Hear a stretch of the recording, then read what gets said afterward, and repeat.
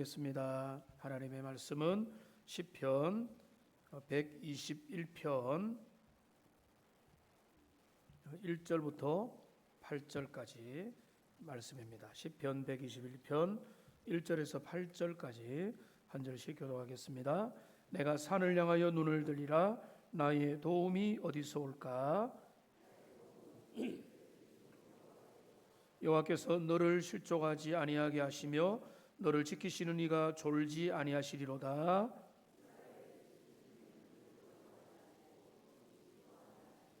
여호와는 너를 지키시는 이시라. 여호와께서 내 오른쪽에서 내 그늘이 되시리니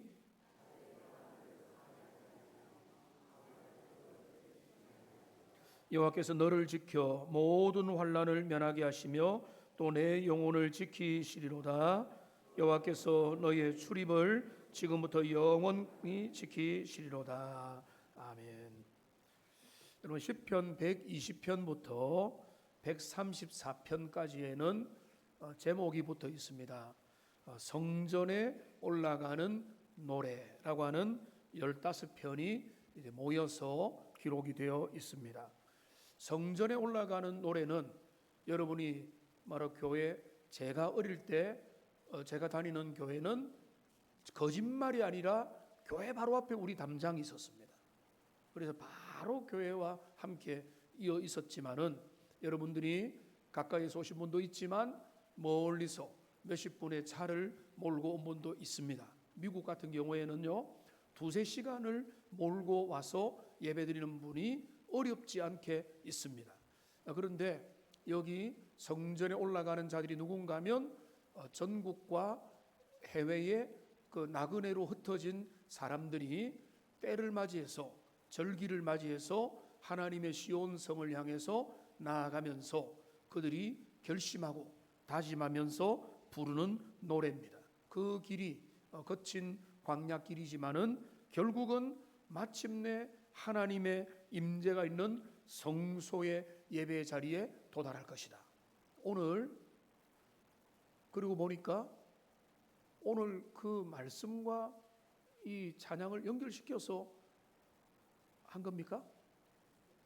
내용이 그냥 마침내 그날에 주님의 존전에 설 거다라고 하는 그런 기대와 그 영감을 가지고 지금의 현실을 살아가는 지금의 그 나그네 길을 걸어가는 이 15편 중에서 이번 여름에는 특별 시리즈로 한 5번이나 6번 정도에 걸쳐서 엄선해서 순례자의 노래다라고 하는 그런 주제를 가지고 함께 말씀을 나누기 원합니다. 여러분 우리가 누굽니까? 이 땅을 살아갈 때 정체성이 분명해야 되는데 우리는 방랑자가 아니라 우리는 단순한 하숙생이 아니라 우리는 거친 광야에서 출발하여 하나님의 임재를 향해 걷고 있는 순례자인 것입니다. 우리는 단순히 이 땅을 그냥 지나가는 그 시각은 많은 사람이 가지고 있죠. 이 땅은 전부 금방이다. 이 땅의 것이 전부가 아니다. 그 정도 의식은 순간이다, 찰나다라고 하는 생각은 가지고 있지만 그런데 우리가 영원한 부르심의 그 시온성을 향해서 달려가고 걸어가고 있다. 철로 역정의 길이다 라고 하는 의식을 우리가 얼마나 분명히 가지고 있느냐. 오늘 시편 기자는 성전에 올라가는 노래를 불러드리면서 고백하면서 그 노래를 불렀던 것입니다. 우리의 순례길에도 여러 가지 위험과 도전과 유혹들이 도사리고 있습니다. 이번 시리즈 설교를 통해서 우리 인생길을 되짚어보면서 우리가 가는 길에 함께 영감을 받고 도전을 받고 새 힘을 얻어서 함께 영원한 천국을 향해서 본향을 향해 지속적으로 걸어가는 그런 은혜가 있으면 좋겠는데요. 오늘은 그 첫 번째로 시편 121편 그 중에도 4절까지만 중심으로 해서 살펴보겠습니다. 여러분 이 시편 121편은 오늘 설교 후에 찬양도 같이 하겠지만은 너무나 아름답고 많은 사람이 암송하는 사랑받는 그런 시편입니다.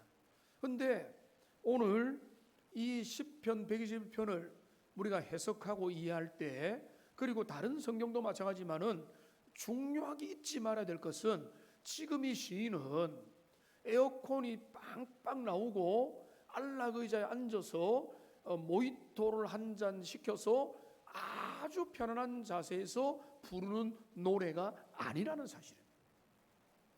순례자의 길을 걸어가면서 흙먼지를 온몸에 끼어 앉으면서 다리는 부르트고 그 목적지는 어디쯤일까도 헤아리기가 어려운 그 길을 걸어가는 중에 이 노래를 불렀다는 사실입니다. 이것이 바로 순례자의 노래요, 우리의 노래이기 때문에 오늘 나는 성공 못했는데, 오늘 나에게는 여러 가지 역경과 도전과 어려움이 있다고 한다면 그거는 여러분, 나는 내 인생은 이 시편의 노래를 부를 자격이 없다가 아니라, 그렇기 때문에 우리는 이 순례자의 노래, 이 성전에 올라가는 노래를 이 시편의 기자는 어떤 마음을 가지고 어떤 믿음으로 불렀는가를 함께 살펴보자는 것입니다. 여러분, 이스라엘은 당시 이스라엘 백성들 중에 믿음이 좋은 사람은, 지금도 그 율법적인 믿음을 지킨 사람은 메카를 향해서, 성지를 향해서 순례길에 오르고 그 메카에서 순례 온 사람들이 그 이제 모이는 모습을 보면은 인산인해를 이루는 장면들을 봤을 것입니다. 근데 구약의 이스라엘 백성들은 주요한 절기들, 6월절이나 7절절이나 어떤 그런 절기를 지키기 위해서 고향을 떠나서 멀리 이국 땅을 떠나서 이스라엘 예루살렘 성전을 향해서 순례를 하는 것입니다. 그런데요, 그 길이 평탄한 길이 아니고 평지를 걸어서 오다가 어느 순간에 엄청난 산악지형을 만나게 되는 것입니다. 여러분, 이 그림은 우리의 마음의 상상력을 자극하기 위해서 제가 보여드리지만은 좀 강조하고 과장된 면은 있지만은, 인생의 길을 걸어오다가 이게 예루살렘은 산악지대, 해발 800m에 있는 그런 유대 산악지대, 평지를 걸어오던 사람들이 어느 순간에 높은 산들이 장악하는 산악지대를 걸어 올라가야 되는 그 분기점에 서게 된다는 것입니다. 그러니까 이 산지에 올라가는 초입에 들어서게 될 때, 여러분 그런 분들 있죠. 여기는 못 올라가, 나는 안 올라갈 거야. 가산산성을 올라가 보고는 그럴 만하다는 걸 알았지만은 걸어가기 전에는 이거를 왜 올라가, 이런 생각이 드는 거예요. 그래서 지금 이 순례자들이 예루살렘의 높은 하나님의 임재를 경험하는 그 길 올라가야 되는데, 걸어오다가 보니까 어느 순간 이제 산악지형으로 올라가는 그런 환경에 놓이게 되는 것입니다. 그러니까 그 산을 바라보는 그 시인의, 순례자의 마음이 어떻겠습니까? 그 마음은 단순한 마음이 아니라 복잡한 마음이에요. 내가 저 길을 반드시 올라가야 된다는 생각도 있겠지만은 굳이 왜 그 길을 내가 걸어가야 되지라는 생각. 저도 산행을 하자면은 제가 묻습니다. 얼마나 높은지. 제가 무릎을 아끼고 보호해야 되니까 얼마나 그것이. 근데 평지를 걷는 거는 너무 좋아하거든요. 둘레길, 무난한 길은 걷지만은 굳이 내가 저기 높은 지리산 등반을 굳이 해야 되느냐, 이런 생각을 하는데, 지금 우리의 인생길도 마찬가지라는. 그런데 이 지금 그림을 다시 한번 짧게 보여주면, 여러분 여기에 서 있는 이 순례자의 마음, 내가 저 산악지형을 걸어서 올라가야 되는 그런 어떤 두려움의 마음이, 이게 오늘날 우리에게도 있다는 것입니다. 우리가 우리의 인생길을 주님의 부르심을 따라갈 때마다 우리 앞에는 때로는 거대한 산맥들이, 거대한 산이, 염려와 두려움이라는 그 산이 우리 앞에 엄습하고 다가오는 것입니다. 여러분, 그 산은 크게 한 3가지로 말씀드리고 싶습니다. 먼저는 재정의 산맥입니다. 물질 문제.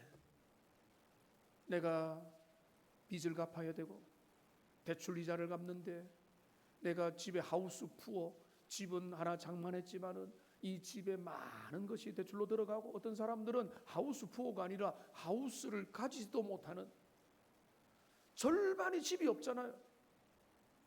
그런데 물가는 치솟고 은퇴는 해야 되고, 남편은 재정 경제력이 없고 나는 뭐 어떻게 할까?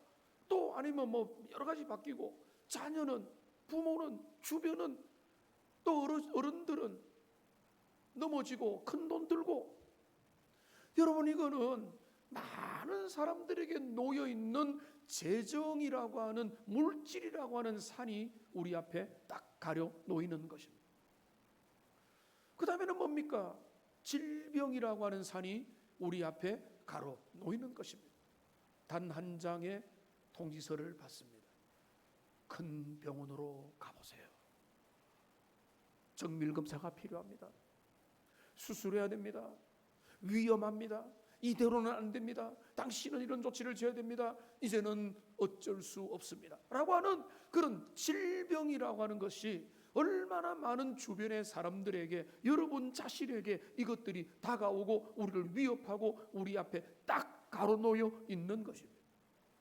그 다음에 또 어떤 산들이 있습니까? 이게 말이 좀 어렵지만은, 소외의 달빛이라는 것은 뭐냐면, 다음 주에 자세히 보겠지만은, 밤의 달이 너를 해치 못한다. 여러분, 낮에는 강력한 햇볕의 공격이라면 밤의 달은 은밀한 공격이잖아요. 그러니까 요즘에 오늘날 사람들은요, 여러분 세상에 눈을 돌리면 여러분만 잘못 사는 것 같아요.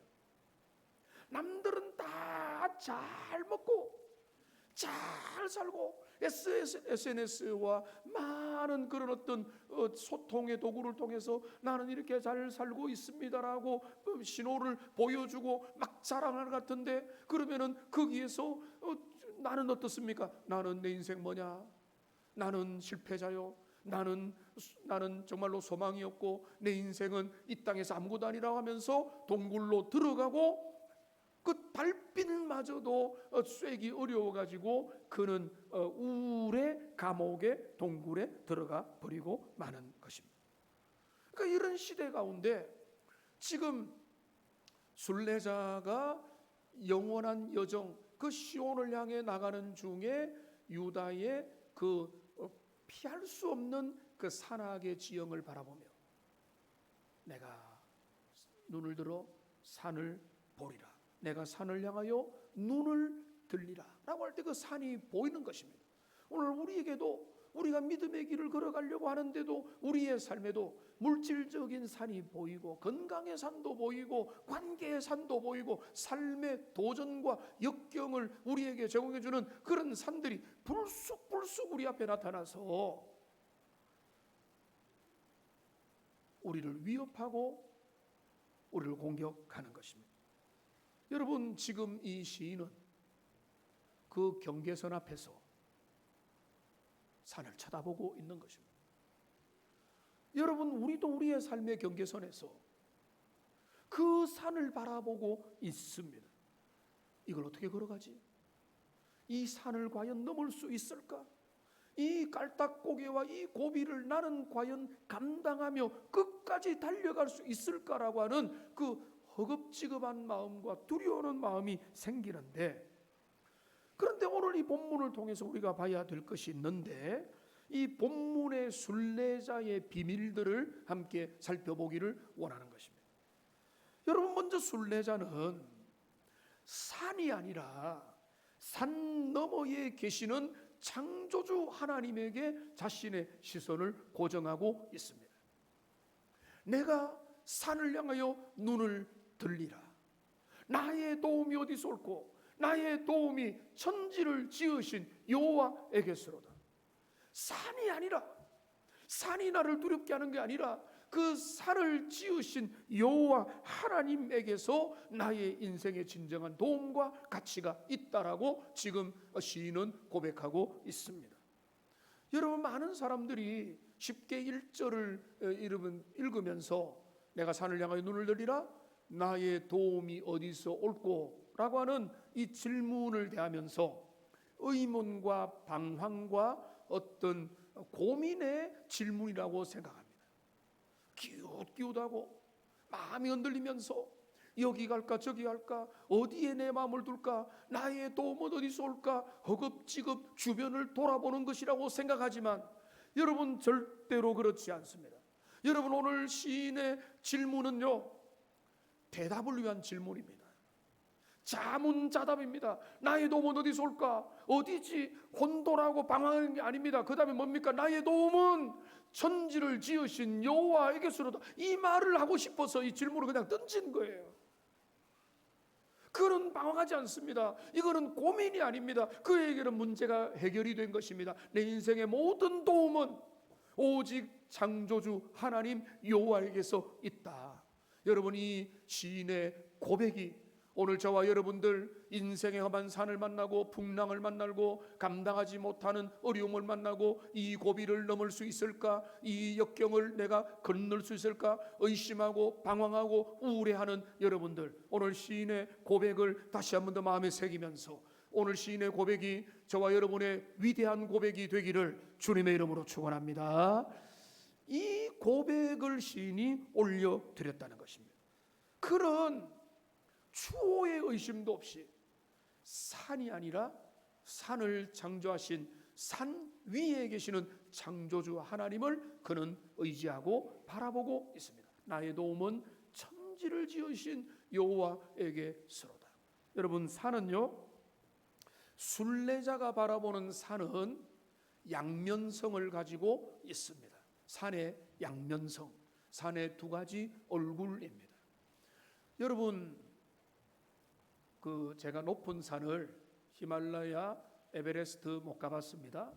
근데 천지, 백두산, 한라산, 팔공산, 지리산, 중국의 노산, 그 다음에 미국에는 투산이라고 하는 그 지역에 보면 돌산 높은 데 케이블이 있는데 그런 정도로 가봤습니다. 비교적 높은 산들입니다. 근데 그 산들은 깎아지른 높은 산에는, 그 산에는 여러 가지 위협들이 도사리고 있습니다.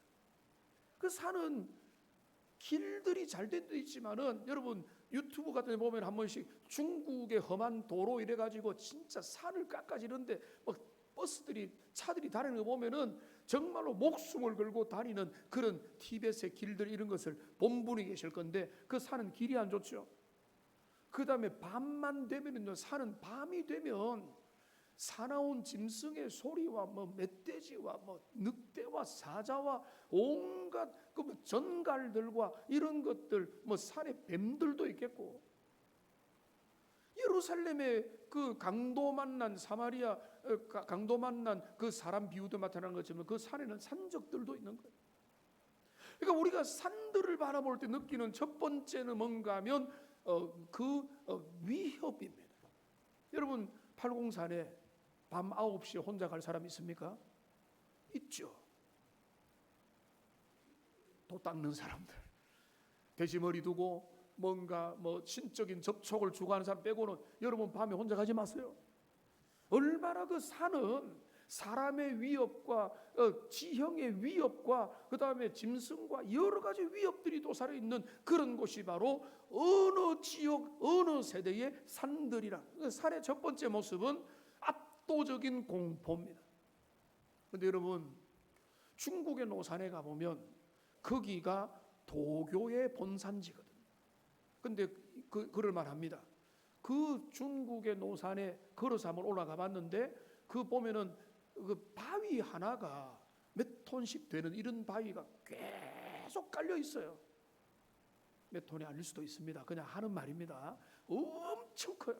그런데 이 바위 위에 중국의 무협지에 나타난 대로 신선들이 막 뛰놀았을 것 같은 신비한 기운들이 생기는 거예요. 그러니까 여러분, 우리나라 팔공산에 가보고 지리산에 가보고 계룡산에 가보고 신령하다는 산들에 가보면 사람들은 그 산에서 뭘 느낍니까? 영험한 기운을 느끼죠. 당연하죠. 이 땅에서 볼 수 없는, 그러니까 그 산에 아주 비밀을 느끼고 영험함을 느끼고 뭔가 매력을 느껴서 그들이 어떤 생각을 하는가 하면 이 산에다가 산방을 차려야 되겠구나. 그렇게 간다는 것입니다. 이스라엘도 그렇게 실패했고요. 많은 사람들이 내 앞에 있는 산들, 돈, 야, 이 돈이야말로 내가 숭배할 대상이지. 돈 아니면 안 되라고 돈 앞에 무릎을 꿇고 돈이라는 산당 앞에 그 산당을 차리는 것입니다. 건강이 얼마나 중요합니까? 건강이 제일로 중요합니까? 영생하시려고요? 건강이 중요하지만은 건강이 제일로 중요한 건 아니잖아요. 근데 그 건강이 우리를 얽매이는 것입니다. 삶의 모든 것들, 높은 산들을 보면은 두려움과 함께 경외감이 생기고 거기에다가 우상을 만들고 신당을 만들고 산당을 만들고 거기에다가 내 인생을 거기에다가 놓는 것입니다. 산 넘어 계시는 주님을 바라봐야 되는데 산 앞에 무릎을 꿇고 복종하는 유혹들이 있었다는 것입니다.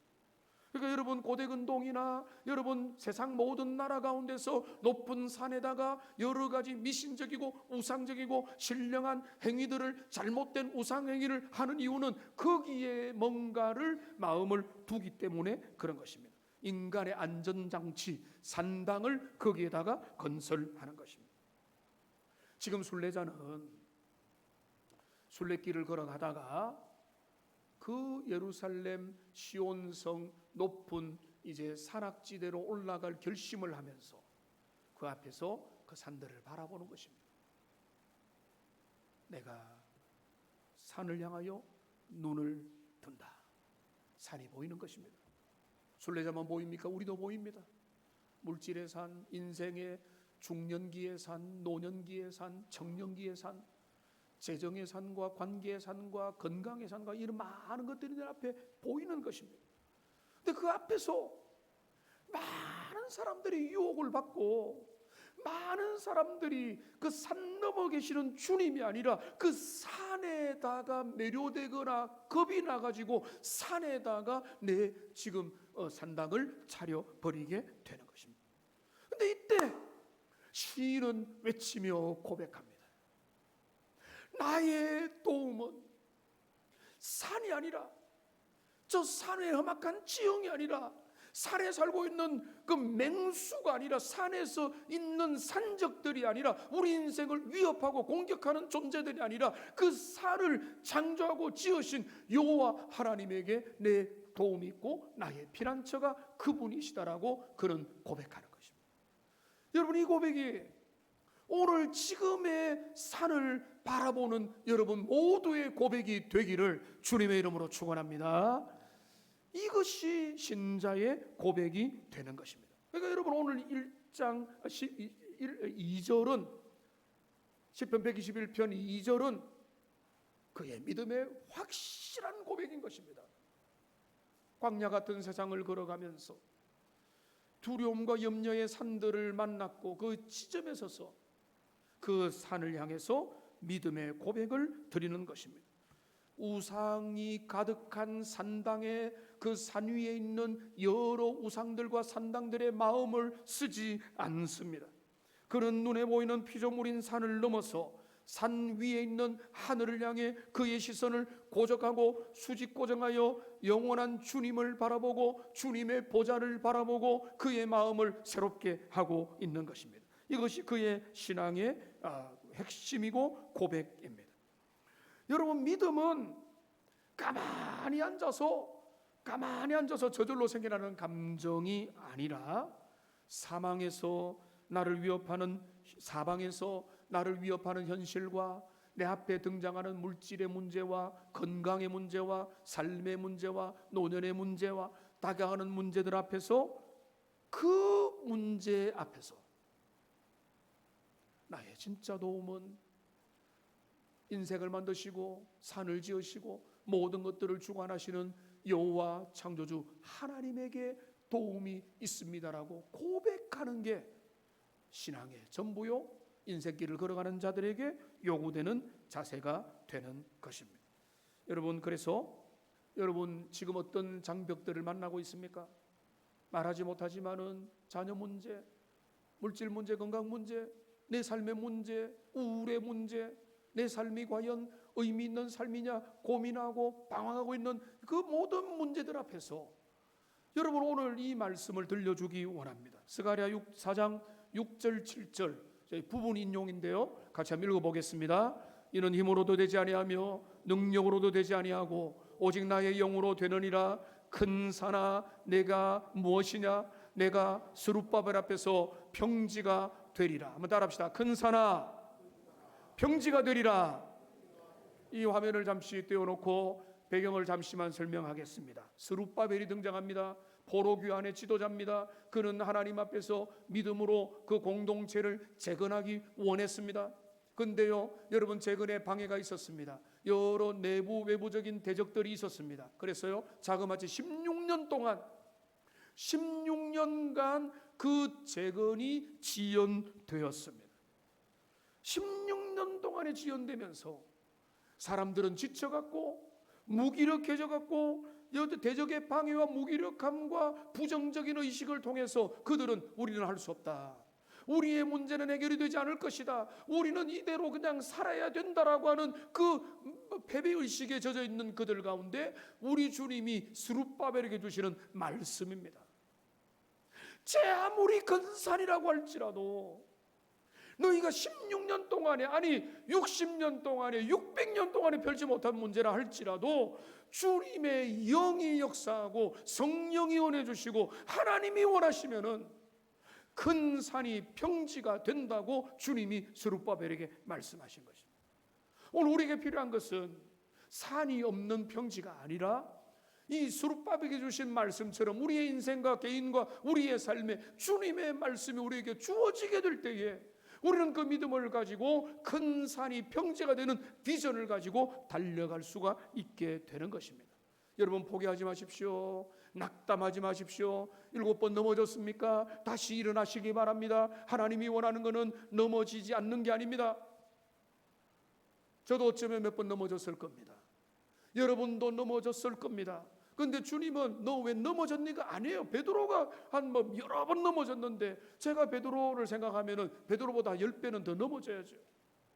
넘어지는 게 중요한 게 아니라 성령의 은혜를 의지해서 모든 크고 작은 산과 풍파를 향해서 다시 한 번 더 믿음을 가지고 돌파하는 게 우리 주님이 원하는 모습이라는 것입니다.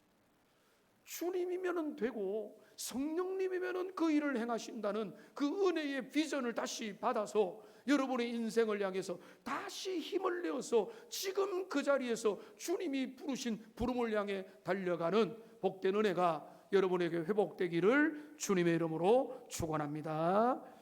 여러분의 시선은 어디에 머물러 있습니까? 나는 저거 못해, 못 넘어가, 얼마나 위험한데, 얼마나 불안한데, 저기는 옆에 조금만 삐끗해도 팔공산에서 어떤 아이가 떨어져서 얼마 전에 죽은 것처럼 우리 인생이 얼마나 위험한데 어떻게 우리가 그 위험한 데를 살아갈 수가 없는 겁니다. 실제로 많은 여성분들과 주변 사람들은 우리의 시대를 염려하잖아요. 성적인 면에서나 교육의 면에서나 안전의 문제나 폭력의 문제나 인터넷이나 온 세상에 염려로 가득한데 그러면 잠을 못 자죠.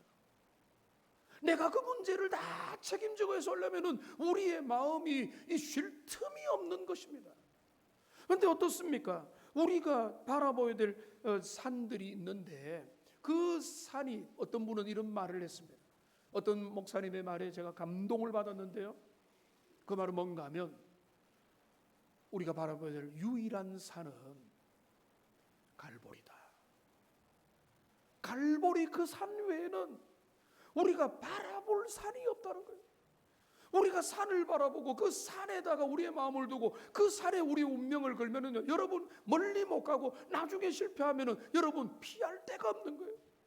근데 우리가 그 산을 진짜 바라보려면은 그 갈보리 언덕 위에서 산 위에 높이 달리신 그리스도의 은혜를 바라보면 우리는 거기에서 진짜 우리의 소망이 회복되고 우리의 진정한 가치가 거기에서 회복되는 것입니다. 여러분, 오늘 2절을 보시기 바랍니다. 3절을 보시기 바랍니다. 3절에 보면 여호와께서 너를 실족하지 아니하게 하신다라고 했습니다. 여러분, 우리 주님은 어떤 분인가 하면 천지를 지으신 하나님이 저 멀리 높이 우주 너머에 계시는 그분이 어떻게 하시는가 하면 그분이 저 멀리에서 팔짱 끼고 계시는 게 아니라 그 하나님이 순례자를 이끄시고 보호하시는 거예요. 실족하지 않도록. 여러분, 그 높은 산에 험한 험산 줄령의 제일 큰 어려움이 뭡니까? 실족이죠. 여러분, 이런 데서야 그냥 뭐 들판에서나 야산에서는 실족해봐야 다리가 삐어지는 정도지만은 높은 산을 가다가 실족하면은요 낭떠러지에 떨어져가지고 누가 구조를 못하면은 굶어서도 죽고 맹수의 위협 가운데 죽음에 노출될 수밖에 없다는 거예요. 그러니까 여러분, 이 산에 올라갈 때 여기 실족도 있고 맹수의 공격도 있고 산적들의 공격들도 예상되는데 그 석회암 비탈길로 올라간다 할지라도 우리 주님께서 그 순례길을 책임진다는 거죠.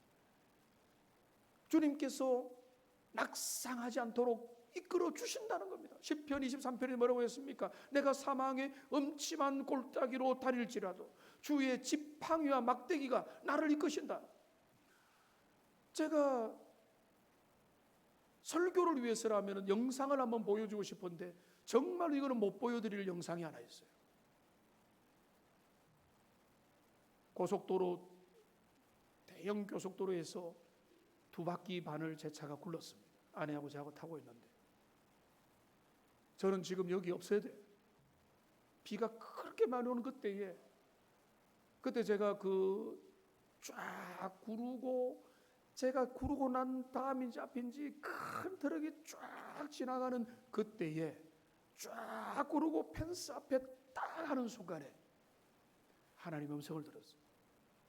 까불지 마라. 딱 5자. 다 맞죠? 하나님이 살려주신 거예요. 근데요, 제가 가만히 생각해 보니까 우리가 모를 때도 주님은 우리를 지켜주고 계시는 줄로 믿습니다. 내가 알고 이때는 위험했지, 물에 빠져서 진짜 익사할 뻔했지, 뭐 이런 교통 위험에 이런 것들은 우리가 아는 것이고 여러분이 여러분의 어린아이들을 수없이 지켜준 것처럼 우리 주님께서는 우리 인생의 순간순간에 인도하시고 보호하시고 주님이 우리를 향한 선한 목적을 이룰 때까지 지팡이와 막대기로, 여러분 양떼 목자가 어떻게 합니까? 그 양이 이상한 데 가면은 탁탁 때리면서 옆으로 들어와가지고 그 울타리 그 비탈에서 떨어지지 않게 만드는 것처럼 우리 인생도 주님이 그렇게 계속해서 이끌어 오셔서 부족하지만은 우리가 이 자리에라도 있는 것입니다. 우리 주님이 우리를 실족하지 않고 예배자로 예배할 수 있도록 하신 게 우리 주님의 최고의 은혜인 줄로 믿습니다. 더 많은 걸 바라는 분, 더 대박을 꿈꾸고 화려한 삶을 꿈꾸고 아주 남들이 우리는 명예를 꿈꾸기 때문에 인생이 실망입니까? 그게 아니에요. 지금 이 자리에서 예배하는 것 자체가 최고의 은혜인 줄로 믿습니다. 그러니까 지금 이것을 시인은 고백하는 것입니다. 험산 줄령을 올라갈 각오를 하고 있지만은 그런 마음의 다짐을 하는 겁니다. 나의 도움은 천지를 지으신 여호와께서다. 그가 나를 실족하지 않게 한다는 것은 지키고 보호하고 동행하고 새 힘을 주고 용기를 주며 우리가 거기에서 우리 주님이 보호해 주신다는 겁니다. 그 자세한 것은 다음 주에 말씀을 드리겠습니다. 여러분, 그러니까 기억하십시오. 내 힘과 지혜로는 언제 넘어질지 모르는 미끄러운 길입니다. 여러분, 우리나라 유명한 사람들, 높이 올라간 사람들이 나중에 추락하여서 생애를 마감하거나 극단적인 선택을 하는 경우가 있습니다. 저는 그 이유가 한 가지라고 봅니다. 그들은 하나님 앞에 자신의 인생을 의지하는 보다는 자기 실력과 자기 지혜만 의지하다 보니까 그것이 끝나니까 인생 끝나버리는 거예요. 근데 우리는 여러분, 하나님 앞에서 성공하십시오, 부요하십시오, 인생의 승리를 마음껏 경험하십시오. 그러나 여러분, 우리 인생을 하나님 없이 싸우는 모든 것들은 나중에 절망밖에 없는 거예요. 하나님 앞에서 우리의 삶의 도전과 위협이 다가와도 그것은 믿음으로 그것을 맞설 수 있다는 것입니다. 우리 주님은 졸지도 주무시지도 아니한다고 했습니다. 3절 뒷부분부터 4절에 보면은 이스라엘을 지키는 이는 졸지도 아니하시고 주무시도 아니한다라고 했습니다. 여러분, 우리가 잠든 사이에도 하나님 우리의 삶을 보호하십니다. 우리가 단잠을 잘 수 있는 것은 우리 인생의 문제를 우리 주님이 책임지시고 이끌어주시고 회복시켜주기 때문에 그런 것입니다. 여러분, 광야의 순례길을 걸어가다가 밤이 되면은 그들은 천막을 쳐서 잠을 자야 됩니다. 밤에 여러분 야영을, 여러분 한 분들은 맹수의 소리가 들리죠. 밤에 뭐 별도 아름답지만은 그 맹수들이 활동하고 어슬렁거리고 도적대가 기습을 하기도 하고 그런 어떤 그런 무방비의 시간을 그들이 몇 날 며칠을 보내야 되는데, 그러니까 그들은 돌아가면서 뭘 합니까? 불침범이라는 걸 하죠. 군인들이 하는 게 뭡니까? 경계 초소 근무를 하는 거죠. 왜냐하면은 북한이 또 주변이 외세가 어떻게 침범해 올까, 그들이 공격할까, 중국이 선을 넘을까, 이런 것들을 우리가 살피니까 불침범을 하는데, 문제는 뭔가 하면 그 천하의 누구라도 잠을 못 자고는 살 수가 없는 겁니다. 낮에 그렇게 수십 킬로를 걸어왔다면 밤에는 고단하니까 불침범을 서다가도 어떻게 됩니까? 꼬박꼬박 졸죠. 잘 졸지 않을 수가 없는 겁니다. 그러니까 여러분, 어떤 사람들은 그거를 지키려고 잠을 안 자는 거예요. 내 인생의 물질 문제, 재테크, 그리고 건강 문제, 인생 문제에 대해서 내가 해결해 보려고, 내 힘과 내 능력으로 해보려고 잠을 안 자고 못 자면서 숙고를 하는데, 여러분, 그래봤자 그게 해결이 안 되는 거예요. 그러니까 지금 믿음의 사람은 뭔가 하면 주님이 너를 지켜주신다. 믿음의 길로 걸어가는 그 여정에서 너가 야간에 노숙을 하고 산악에서 잠을 잔다 할지라도 안심해라. 여러분, 그것이 믿음인 것입니다. 주님이 우리의 인생을 그렇게 보호해 주실 것이다. 우리가 밤에 아무런 염려 없이 두려움 없이 평안히 잠자리에 들 수 있는 유일한 이유는 우리 주님이 우리의 영원한 파수꾼이 되시기 때문인 줄로 믿습니다. 이 믿음이 우리에게 없다면 우리는 불안, 염려, 초조에 빠지는 게 당연하죠. 왜냐하면 우리를 지켜줄 자가 아무도 없기 때문에. 그러니까 오늘 이 본문에서 우리는 그것을 보는 것입니다. 고든 맥도날드 목사님이라고 지금 예전에 아주 활동했던 그런 목사님이 계시는데, 이 목사님이 현대인의 고질병을 말하면서 뭐라고 했는가 하면 드리븐 라이프가 사람들이 너무 많다는 거예요. 드리븐 라이프는 뭔가 하면 충동에 이끌린 삶입니다. 나는 돈 벌겠다. 돈 버는 게 인생의 목적이야. 나는 유명해져야 돼. 유명해져야 돼. 나는 남들한테 무시를 안 당할 거야. 나는 좋은 집을 살 거야. 이런 어떤 남들이 볼 때는 이해가 될 것 같지만은 그 어떤 잘못된 산에 있는 산당들을 목표에 세우고 거기에 내 인생을 몰입하고 그 외는 나는 잊어야 돼. 그 외를 생각하는 것은 사치야. 너 잠잘 시간이 있냐? 잠자지 말고 그 깨어가지고 그 모든 것들을 이루기 위해서 너의 삶을 올인하라고 가르치는 게 우리 한국 사람들이 제일 강해요. 그래서 여기까지 오긴 왔습니다. 그런데 우리에게 정신병, 우울병, 삶의 문제가 자꾸 생겨나는 거예요. 왜? 그런 것들은 우리의 유일하고 중요한 가치가 될 수 없고, 인생에 중요하긴 하지만 그게 절대적인 가치가 될 수 없고, 거기 인생을 매이니까 거기에 문제가 생기거나 그 문제가 해결되면은 타락하고 유혹받고 절망하고 그리고 이제 갈 길을 잃어버리는 목표 없는 삶. 그게 뭔가 하면 드리븐 라이프. 충동과 잘못된 목적이 그 인생을 이끄는 것입니다. 맥도날드가 말하는 삶은 뭔가 하면은 소명이 이끌리는 삶, 부르심을 따라가는 삶, 주님이 원하는 영원한 부르심을 따라 나는 이 땅을 순례자여 나그네로, 이 세상 나그네 길을 지나는 순례자, 이런 어떤 의식을 가지고 지금의 순간도 좋은 것도 영원한 거라고 여기지 않고 나쁜 것도 영원한 것으로 여기지 않고 그 모든 것들을 주님의 은혜의 시각으로 바라보면서 그 생을 걸어가게 되는 것입니다. 이제 말씀을 맺겠습니다. 오늘 결론은요, 오늘 본문에서 찾기 원하는데, 여러분 1절 2절의 주어는요 나입니다. 내가 산을 향해 눈을 들리라. 나의 도움이 되었을까? 나의 도움은 천지를 지으신 여호와께서. 여러분, 이 믿음의 고백, 내 믿음, 여러분 이건 절대로 중요합니다. 내 믿음 없으면요, 누구 믿음, 누구를 이야기하고 동반자를 이야기하겠습니까? 내 믿음이 없는데.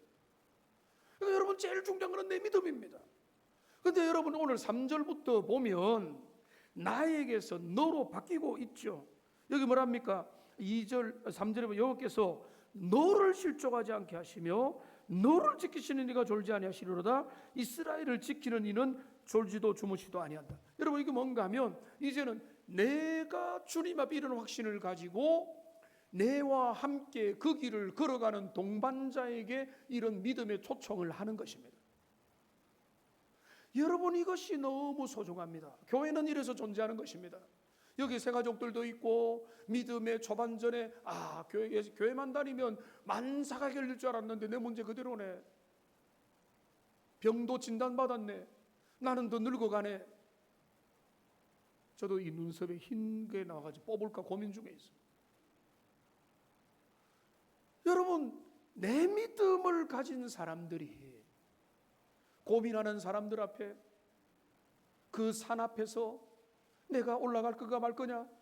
내가 지금 여기에서 어떻게 할 거냐? 지금 내가 저 산을 과연 넘을 수 있을까 고민하는 사람들에게 옆에서 초청하는 것입니다. 내가 먼저 걸어가 봤는데 그 산이 나에게는 너무나 못 넘을 산으로 여겼는데 내가 이 산을 넘어갈 수 있을까 고민했는데 그게 아니라 이 산은 아무것도 아니고 이 산 넘어 계신 주님께서 이 산을 넘어가게 만들고 스룹바벨에게 말씀하신 대로 이 산이 평지가 되게 만드는 게 주님의 은혜더라. 같이 가자. 내가 짐 들어줄게. 나는 먼저 간다. 나중에 따라와. 이게 아니라 같이 가자. 내가 옆에 도와줄게. 내가 좀 속도를 늦출게. 천천히라도 같이 가자. 이렇게 하면서 지금 이스라엘 공동체를 향해서 믿음의 권유를 하는 겁니다. 그 길을 같이 가자고. 여러분 우리 교회도 그런 분들 많잖아요. 믿음의 약한 자들을 힘을 일으켜주고 저들이 다시 주님을 바라보고 산 넘어 계신 주님을 바라보게 만들고 연약한 분들이 쉽게 빠지는 이 재정의 산, 건강의 산 앞에서 완전히 그 산에게 넘어가 버리거나 요상한데 신통하는데 기웃기웃거리려고 하는 그런 시도들 앞에서 그들을 염려하면서 아니야, 지금 하나님을 바라보고 믿음으로 인내로 이 길을 걸어가자고 권유하고 있다는 것입니다. 그러니까 여러분 우리의 교회 공동체는 이래서 존재하는 것입니다. 믿음의 앞장선 자들이 뒤따라오는 믿음이 약한 자들을 도와주는 거죠. 그들에게 힘이 되어주고 의지가 되어주고 지팡이가 되어주고 같이 가자, 내가 같이 가줄게 라고 하면서 그 길을 걸어가다 보면 어느새 같이 가는 것입니다. 여러분 우리 인생에 우리는 영원한 여정을 향해서 그 나라를 바라보며 그 길을 걸어가고 있는데 때로는 불쑥불쑥 산맥들이 산악들이 원하지 않았던 인생의 문제들이 다가올 때마다 오늘 시편 기자처럼 내가 산을 향하여 눈을 들리라, 나의 도움은 천지를 지으신 여호와께서라고 고백하는 인생이 되기를 원하고 거기에서 머무는 게 아니라 내 옆에 있는 사람, 힘에 겨워서 허덕이고 힘들고 자신이 없어서 도망치는 사람에게 손을 잡고 같이 가자, 잠시 쉬자, 이 먹을 것 좀 먹고 다시 힘을 내어서 저 길을 걸어가자, 나도 가봤고 걸어갈 수 있다라고 용기를 주면서 함께 그 길을 걸어가는 복된 인생들이 다 되시기를 주님의 이름으로 축복합니다. 기도하겠습니다.